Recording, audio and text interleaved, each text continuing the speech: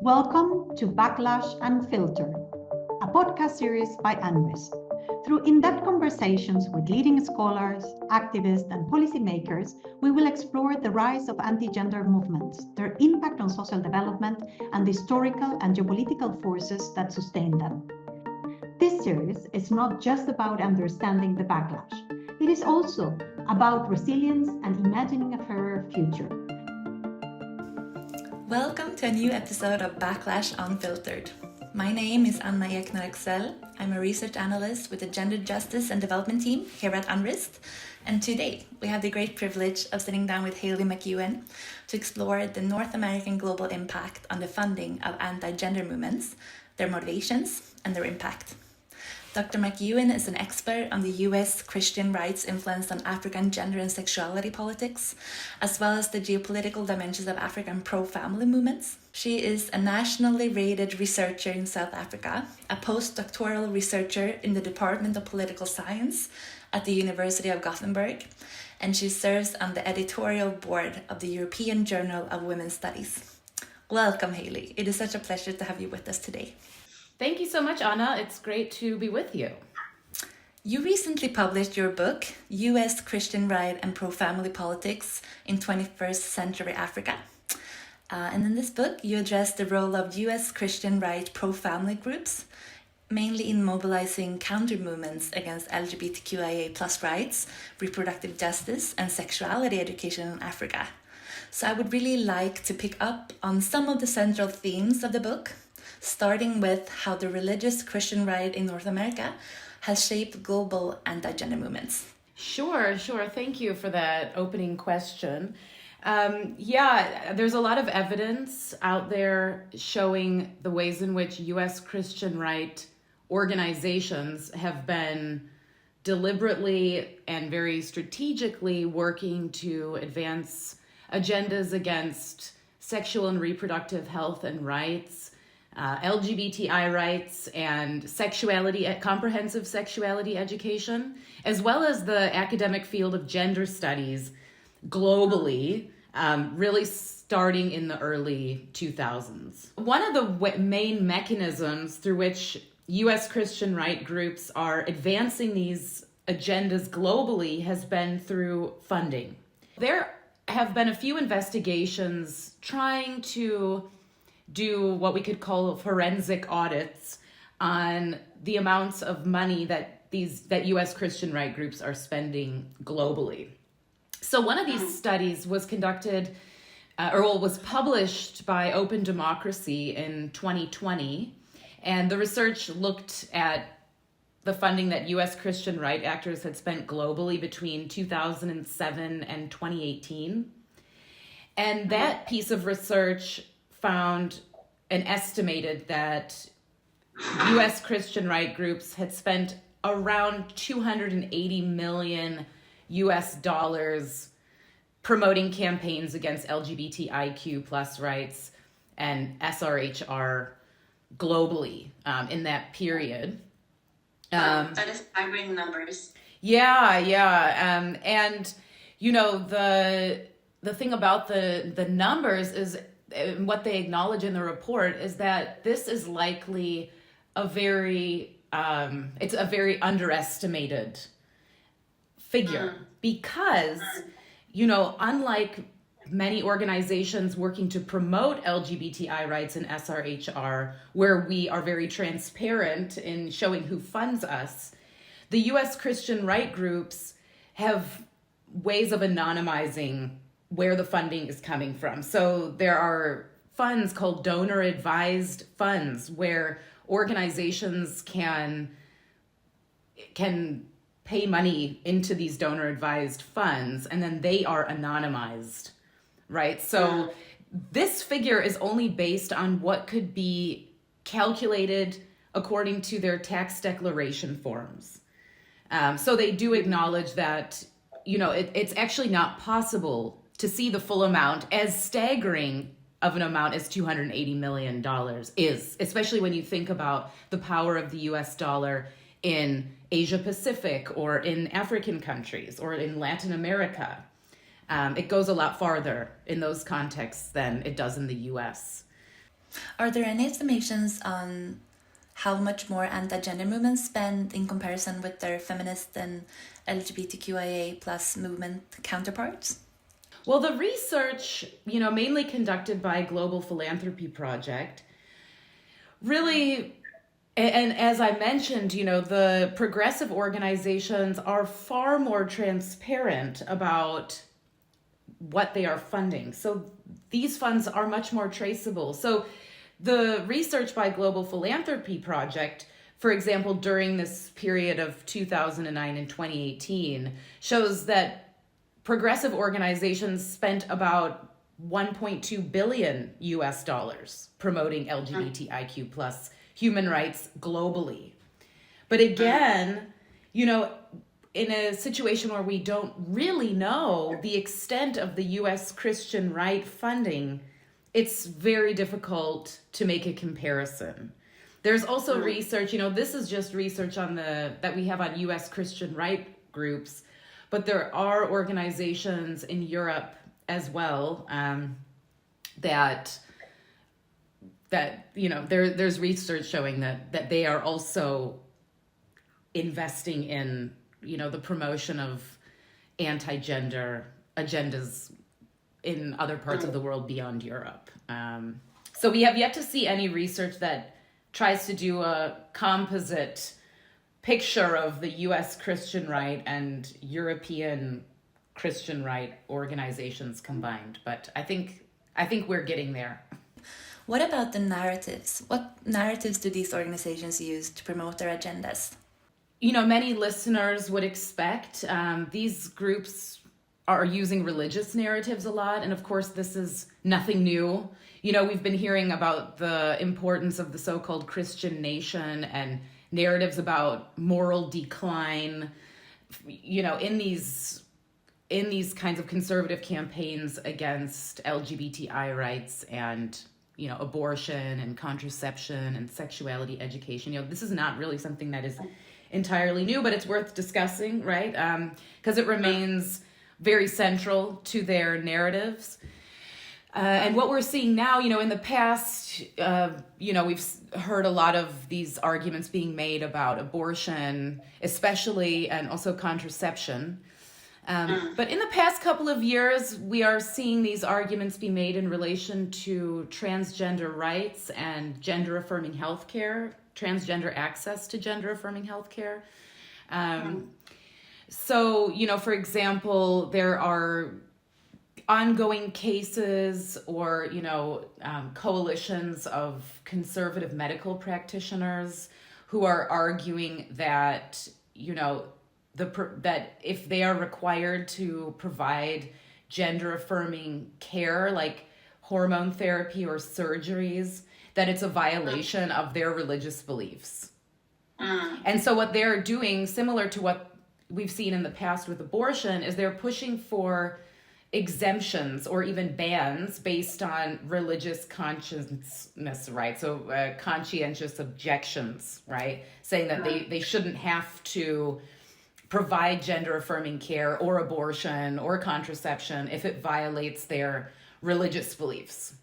And we're seeing these arguments be made in the US, in Canada, in the UK, and in some European countries. I continue to be very engaged with South Africa, and there are conservative medical professionals there making similar arguments. And of course, all of these medical professionals are also linked in a transnational network of organizations that are really making a deliberate and concerted effort to delegitimize and ban gender-affirming care, healthcare. So in addition to the religious arguments, though, it's extremely important that we recognize, because these groups are very strategic, these anti-gender actors are so strategic, they are not only using religious arguments anymore. And I think, they've really realized that the religious arguments are only going to get them so far. And they don't want to be perceived for what they are, which is trying to really force everyone to live under a particular religious worldview. So they're increasingly drawing on social science arguments. We've seen recently in Donald Trump's, one of the very first executive orders that he made, which was called, quote, "Defending Women from Gender Ideology, Extremism, and Restoring Biological Truth to the Federal Government." He actually does not explicitly mention Christian values or Christianity in this executive order. But of course, it's very much informed by this far-right narrative of what constitutes Christian values, right? Because we also have to remember these groups are trying to speak on behalf of all Christian groups and claiming that these forms of discrimination are inherent in Christian worldviews, which they are not. But what we see in this executive order is this emphasis on biological essentialism, right? And that's the argument that's being made against, the recognition of gender diversity or transgender people. And of course, this has huge implications for, the ability of people to access justice, access healthcare, to be protected from discrimination. It has massive implications. So pivoting into your regional focus on Africa, and in particular South Africa, in your book, you've intervened in the tendency to exceptionalize Africa as a homophobic continent, following the surge in homophobic and transphobic legislation, hate speech, and violence in recent years. Could you please tell us more about that? Yeah, sure. One of the things that motivated me to do this work, looking at the role of U.S. Christian right groups in advancing political homophobia and transphobia in African countries, was the fact that in a lot of the media coverage that I was seeing when I started this research, so in the early 2010s, it was really, it was at the time when there were, new anti-homosexuality laws being proposed, like in Uganda and in Nigeria. So at the time when I was living in South Africa, there was a lot of discussion about this in the media and media internationally, right? And one of the things that, I picked up from this coverage was that they were talking about these developments as though they were happening in a vacuum, as though they were unrelated to the anti-gay movements in the United States, for example, and in other parts of the world. And, in the course of the time that I've been doing this research, I have just found more and more, evidence of how, the activities or the kind of emergence of political homophobia in Africa has very much occurred in tandem with, anti-homosexuality and anti-abortion agendas globally. And we can really see that when we look at the critical and central role of U.S. Christian right groups in promoting, anti-LGBTI agendas and others in African countries.